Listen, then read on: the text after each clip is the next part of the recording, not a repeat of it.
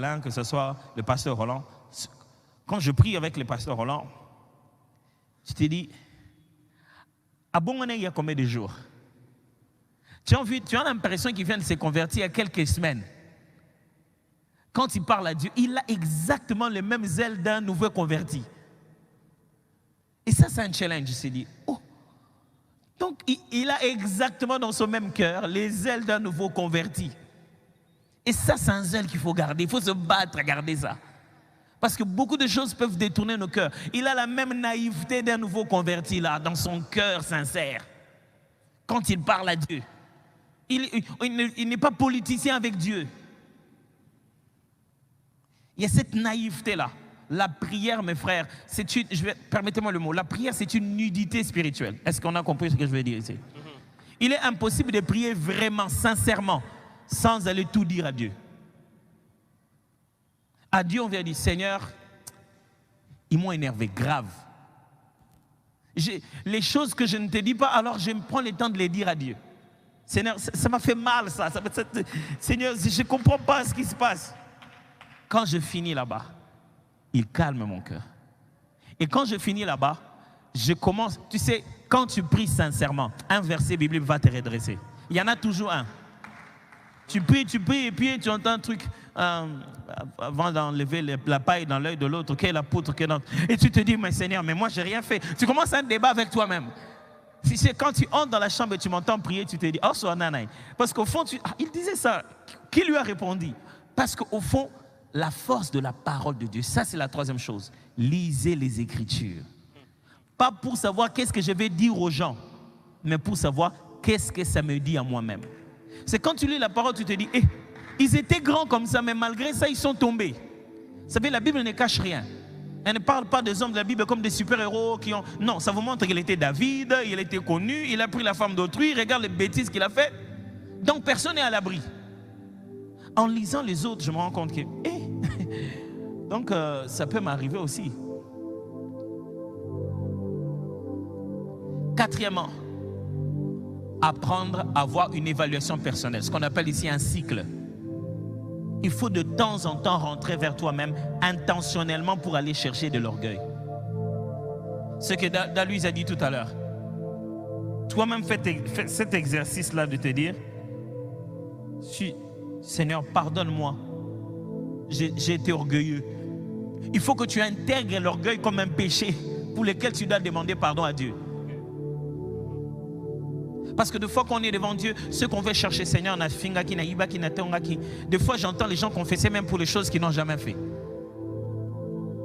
Moi j'entendais ça quand j'étais petit, ma mère disait ça tout le temps. J'ai commencé à la suspecter. Après je me suis rendu compte que c'était sa théologie qui était problématique.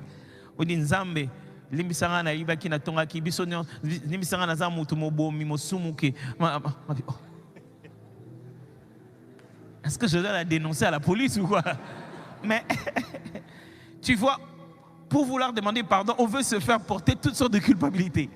Mais le but ici, c'est d'intégrer la possibilité d'être orgueilleux. J'ai déjà même entendu les gens dire, Seigneur, pardonne-moi, je ne suis qu'un homme. Des fois, je péchais dans les pensées.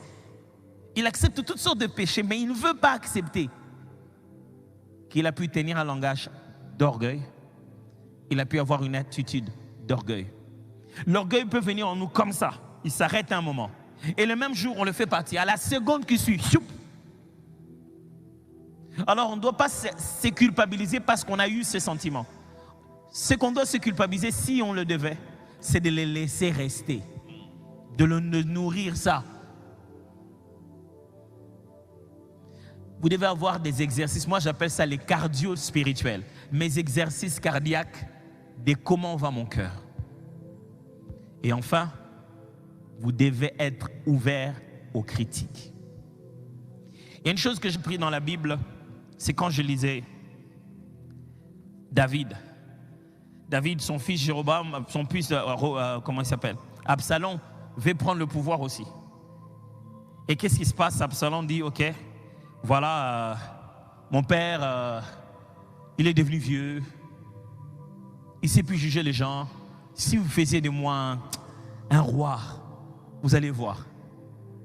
Dans ma vie, j'ai passé beaucoup de milieux de ma vie, j'ai succédé aux gens. Donc je travaille avec eux, je suis venu après eux. Et c'est un exercice difficile de venir après des grandes personnes. Vous avez soit la mauvaise stratégie de les ignorer complètement pour montrer que vous êtes meilleur, ou une autre stratégie politique de dire qu'ils sont grands parce qu'en réalité vous êtes en train de dire je suis plus grand que eux alors je les élève quand même.